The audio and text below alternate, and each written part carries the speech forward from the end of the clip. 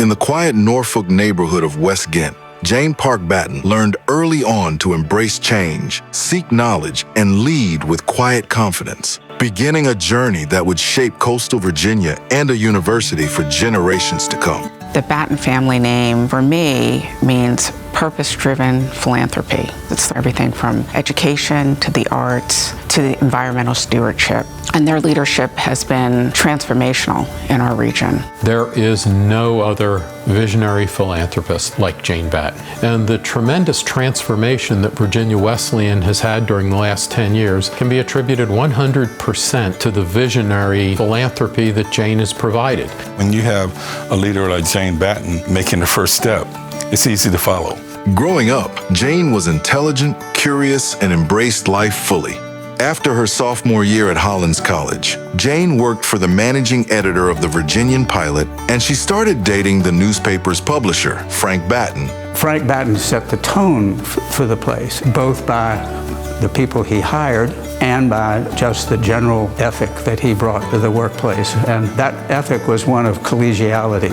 Jane and Frank married the following February. For the next 2 decades, Jane's life revolved around raising their 3 children, serving on nonprofit boards, and traveling with Frank on business trips. My parents are wonderful people. They're very good parents and wonderful examples for my 2 sisters and I to follow. Frank continued to expand the Virginian Pilot's parent company, Landmark Communications, into a national media enterprise. After having throat cancer, was chairman of the Associated Press. You know, that doesn't happen except to a man who casts a big shadow by virtue of who he is and how he leads. But the achievement Frank Batten is best known for is co-founding the Weather Channel in 1982. Media experts predicted its quick demise. Instead, it shocked the skeptics by thriving.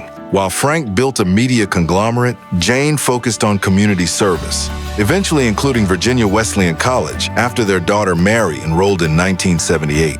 A few years later, she joined the Board of Trustees and, by 1995, became its chair. She was very proud of being the first female chair, and she was proud that she was able to reshape the organization so that it would grow over time. Education had become the Batten's main philanthropic focus. They saw what a difference education had made in their lives, and I think that they wanted to help students to have the same transformative experience. The couple gave generously to the schools that shaped them, supporting scholarships, buildings, and programs that now bear their names. Frank also co-founded the Regional Access College Foundation, extending their impact to students across Southern Virginia. My husband was an accomplished businessman, but he always felt that education was the single most important thing that he could focus on. And he always said, you take money out of a community, you put that money back in the community.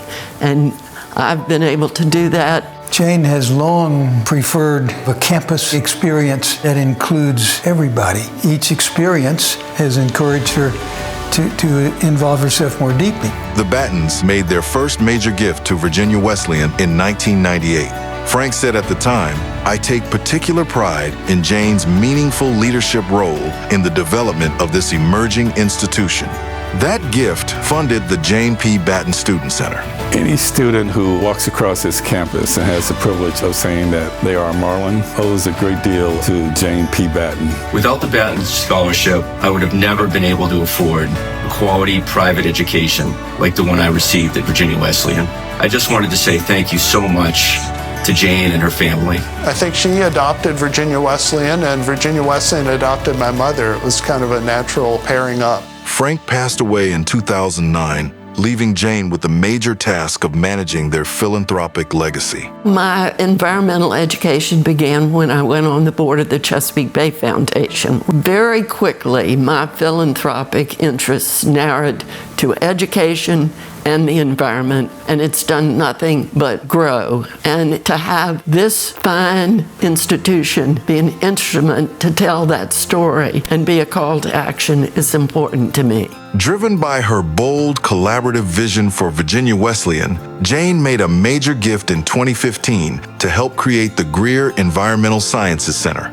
With new president, Dr. Scott Miller, embracing her ideas, more of that vision soon came to life. 2 days before my start date, we walked the campus and we talked, and I listened and I learned and I heard what her vision really was for this place. Together, their vision included the creation of the Batten Honors College, which she endowed. The idea is that the Honors College brings together high-achieving students from around the world to achieve the world's needs, including climate change and other social disparities. In recent years, Jane funded the collaboration between the institution's global campus and Lakeland University in Tokyo, Japan, the Jane P. Batten and David R. Black School for International Studies.